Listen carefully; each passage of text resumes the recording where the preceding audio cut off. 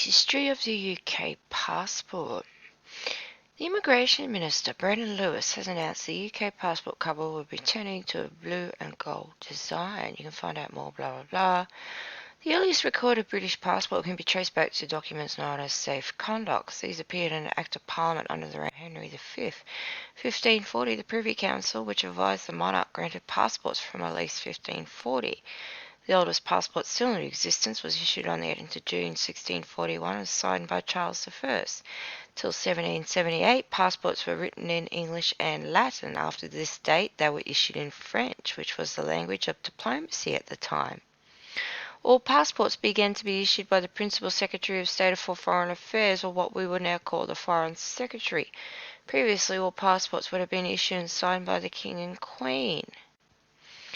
The first modern-style British passports, including photograph and signature, were first issued in 1915. They were made of a single piece of paper that folded out and sat between cardboard covers. Now, passports weren't really needed in the world until World War I. The whole system around the world wasn't until World War I. 1947, final passports issued bearing signature of the Foreign Secretary were issued. 1968, UK passports began to be issued with validity for 10 years. Towards the previous validity. 1972, the first security feature was introduced to the passport, a special watermark. Laminated photographs would follow. 1975, further security features in the 80s. 1988, the first burgundy colour machine readable passports were issued in the UK, the common format introduced by the European Economic Community. 1998, the first digital UK passport was introduced, which included digital image of the photograph and signature. 2006, the first biometric passports were issued with electronic chip featuring the holder's data. 2008, the first e-passport gates were introduced into the UK, and there are now around 240 e-passport gates operational, covering 21 air and rail terminals, helping speed up arrivals and improve border security. 2016, the passport renewal process went entirely online for those aged 26 and over. 2017, they recently announced that all ages over the age of 16 can now renew their passport online. 2019, the blue passport will be phased in from October 2019 in line with the new passport contract. Historia Passports. One of the early references to paperwork that served a role similar to that of a passport is found in the Hebrew Bible.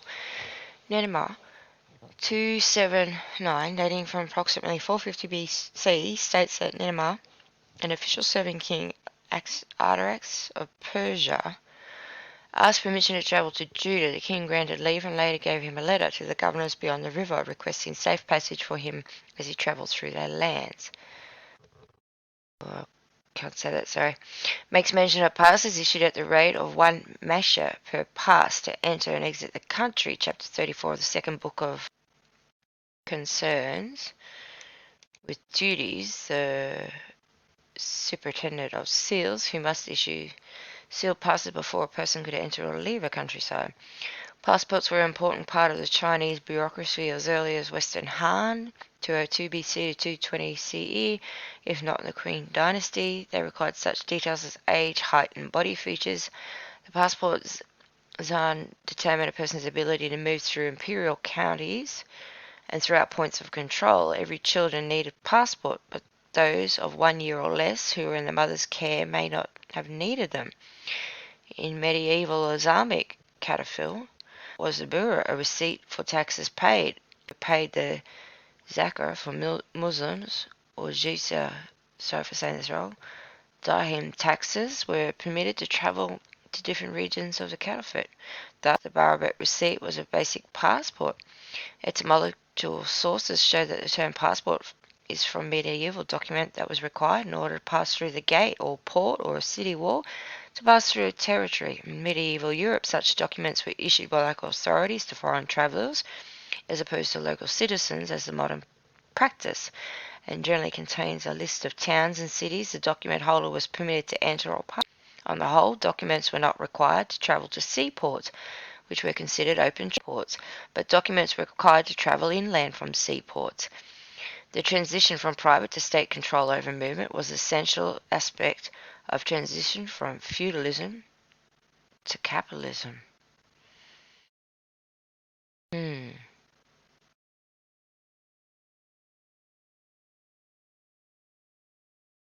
Communal obligations to provide poor relief were an important source for the desire for controls of movement. King Henry V of England is credited with having invented what some consider the first passport in the modern sense, as a means of helping his subjects prove who they were in foreign lands. The earliest reference to these documents is found in 1414. In 1540, granting travel documents to England became a role of the Privy Council of England, and it was around this time that the term passport was used. In 1794, issuing British passports became the job of the Office of the Secretary of State. The 1548 Imperial Diet of Augsburg required the public to hold imperial documents for travel at the risk of permanent exile. 1791, Louis masqueraded as valet during his flight to Venice, as passports for the nobility typically included the number of persons listed by their function, but without further description. A passcard treaty of October 18, 1850 among German states standardized information including state, name, status, residence, description of bearer, tramping, journeymen and job seekers of all kinds were not to receive passcards. Rapid expansion of the railway infrastructure and the wealth of Europe beginning of the 19th century led to increase in the volume of international travel and the consequent unique dilution of a passport system for approximately 30 years prior to the World War I. Speed of trains, as well as the number of passengers that crossed multiple borders, made enforcement of the passport laws difficult. The general reaction was the relaxation of passport requirements. In the later part of the 19th century and up to World War I, passports were not required on the whole for travel within Europe, and crossing the border was a relatively straightforward procedure. Consequently, comparatively few people held passports. During World War I, European governments introduced border passport requirements for security reasons and to control the immigration of people with useful skills. These controls remained in place after the war, becoming a standard through controversial procedure. British tourists of the 1920s complained especially about the attached photographs and physical descriptions, which they considered lead to nasty dehumanization.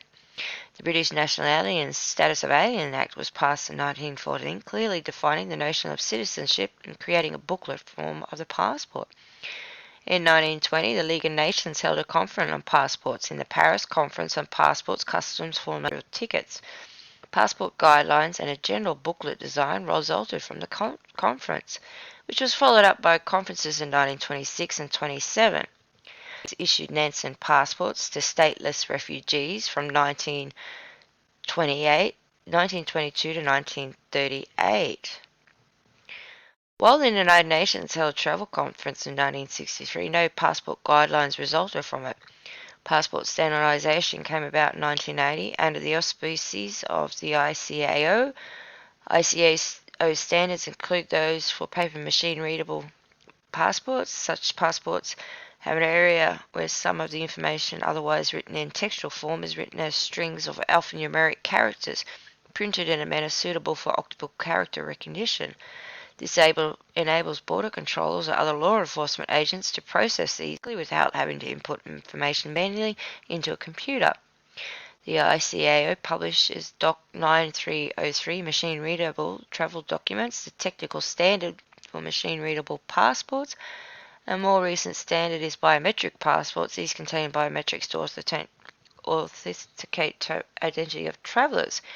The passport's critical information is stored on a tiny RFID computer chip, much like information stored on smart cards. Like some passport booklet design calls for an embedded contactless chip that is able to hold the digital signature data to ensure passport and the biometric data. Historically, legal authority to issue a passport is founded on the exercise of each country's executive discretion. Certain legal tenets follow, namely, first, passports are issued in the name of the state. Second, no person has a legal right to be issued a passport. Third, each country's government, in exercising its executive discretion, has compulsion to refuse or issue or revoke a passport. And fourth, that later discretion is not subject to judicial review. However, legal scholars, including A.J. Arkanen, have argued that evolutions in both constitutional law of democratic countries and the international law applicable to all countries now render these historical tenets both obsolete and unlawful. Interesting. Isn't it interesting for 30 years before World War One there was no system? We sort of know what happened, don't we? The Gov Types. The governments around the world issued a variety of passports. The most common variety are ordinary passports issued to individual citizens other than nationals.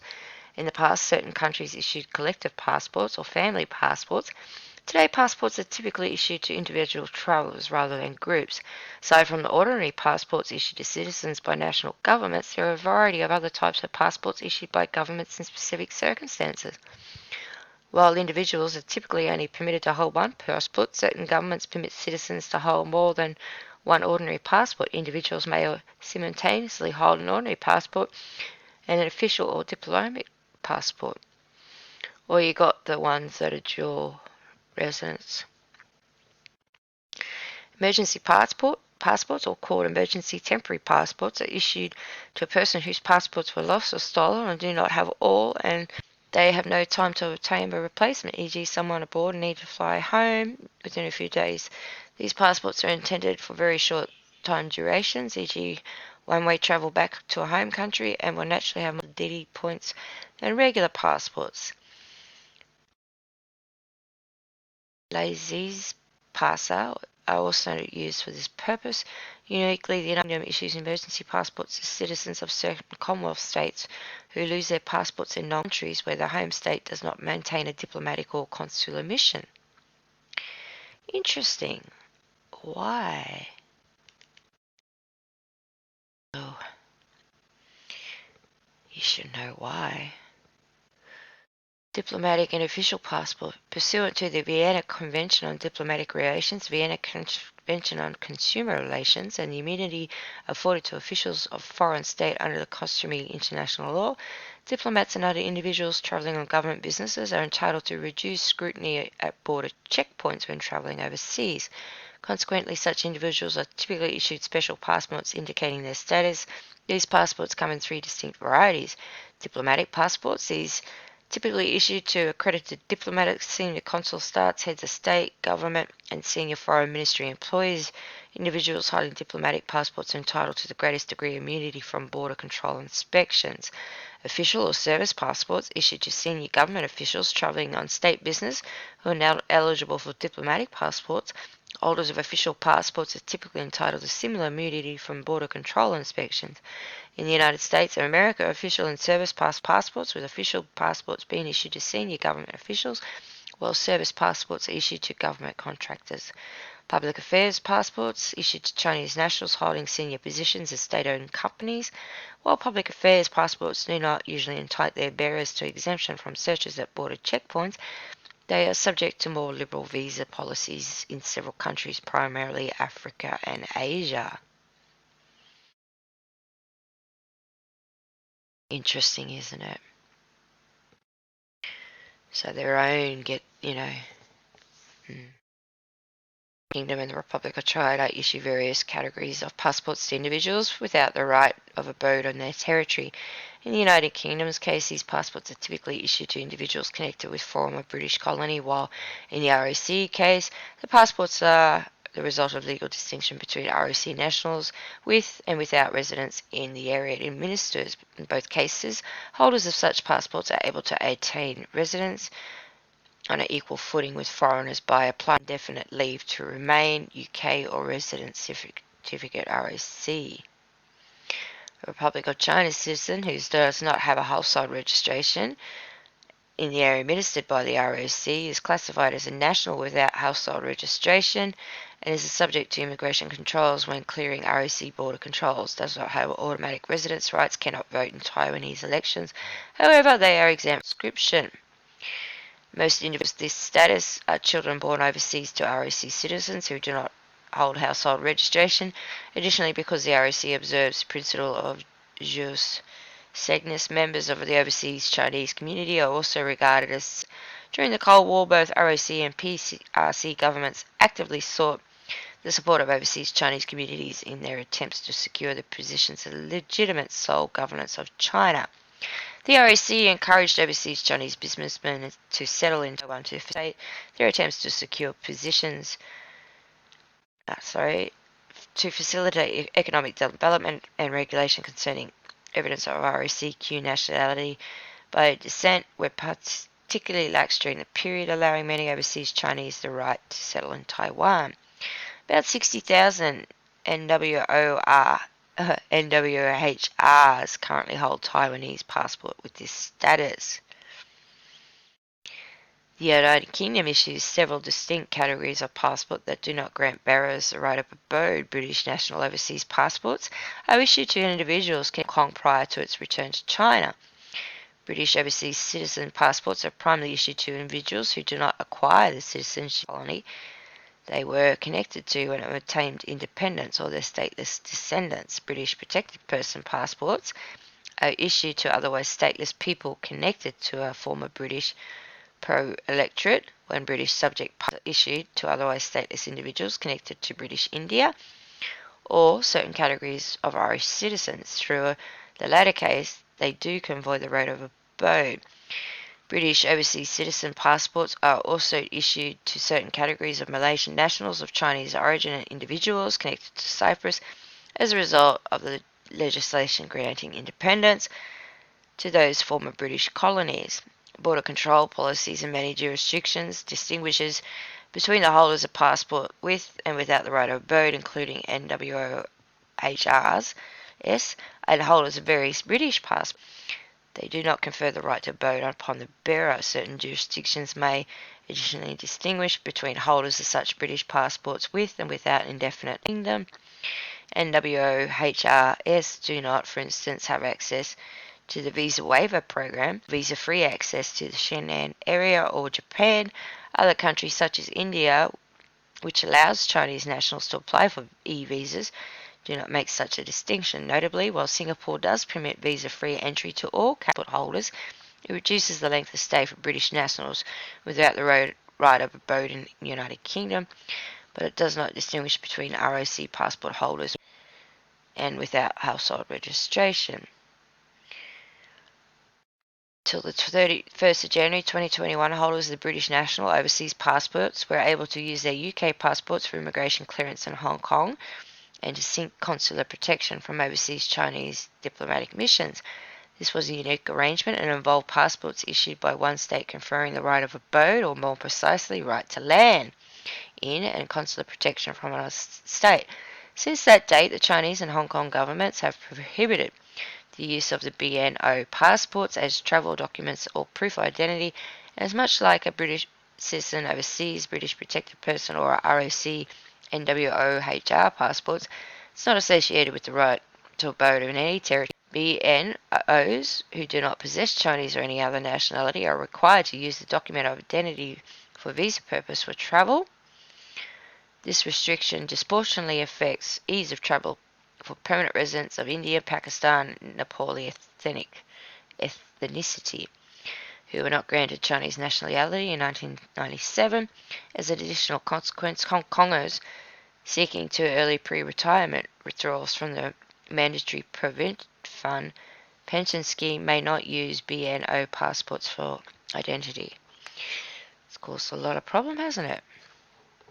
Additionally, individuals connected to British overseas territories are in accordance with British overseas territory citizenships, which in and itself confers the right of abode in no country or territory. Each territory maintains its own criteria for determining who grants its right of abode. Consequently, individuals holding BOTC passports are not necessarily entitled to enter or reside in the territory that issued their passport. Most countries distinguish between BO and TC and other class of British nationality for border control purposes. For instance, only Bermudian passport holders with an endorsement stating that they possess the right of abode or belong status in Bermuda are entitled to enter America without an electronic travel authorization. Similarly, non-citizens in Latvia and Estonia are individuals and primary of Russian or Ukrainian ethnicity who are not citizens of Latvia or Estonia, but whose families have resided in the Soviet era and thus have a right to a special non-citizen passport issued by the government, as well as some other specific rights. Approximately two-thirds of them are ethnic Russians, followed by ethnic Belarusians, ethnic Ukrainians, ethnic Poles, ethnic Lithuanians. This form of legal discrimination has been labelled as xenophobic by UN Special Rapporteur per Russian visa policy holders of the Estonian alien passport or the Latvian non-citizen passport are entitled visa-free entry to Russia and contra and Latvian citizens who must obtain an electronic visa. So it's unreal. It's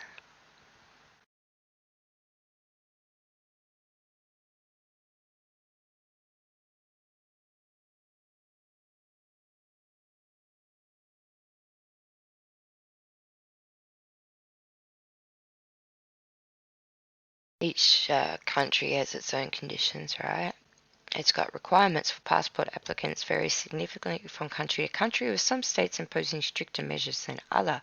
For example, Pakistani requires applicants to be interviewed before a Pakistani passport will be granted. When applying for a passport or a national ID card, all Pakistanis are required to sign an oath declaring this guy to be an apostate prophet and all Ahmeds to be non-Muslims. In contrast, individuals holding a British national overseas status are legally entitled to hold a passport in that capacity. Countries with conscription or national service requirement may impose restrictions on passport applications who have not yet completed their military obligations. For example, Finland, male citizens aged 18 to 30 years must prove they have completed or exempted from their obligatory military service to be granted an unrestricted passport. Otherwise, a passport is issued valid only for until the end of their 28th year to ensure they return to carry out military service. Other countries with obligatory military service, such as Syria, have similar requirements. It's unreal. No data up in here, eh?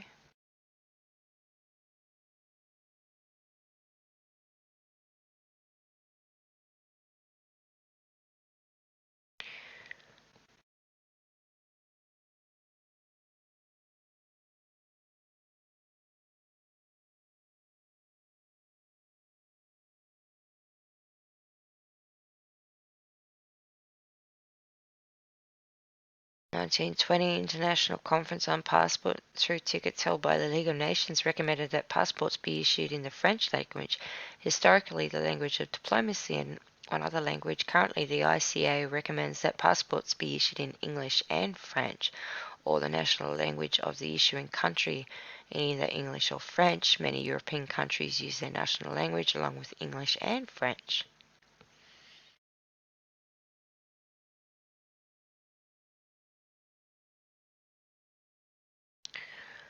How crazy is this? It's all set up, you know? They can trace everyone.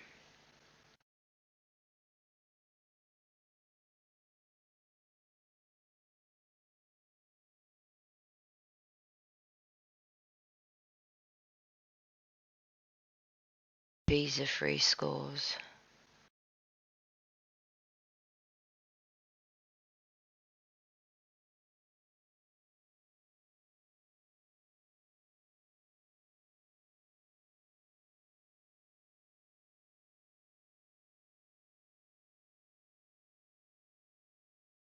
Does this lead to?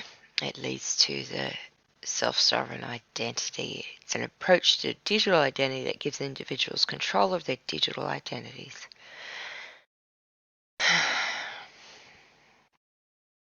Be a chip, probably.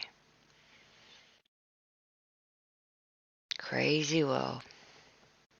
So yeah, it's yeah.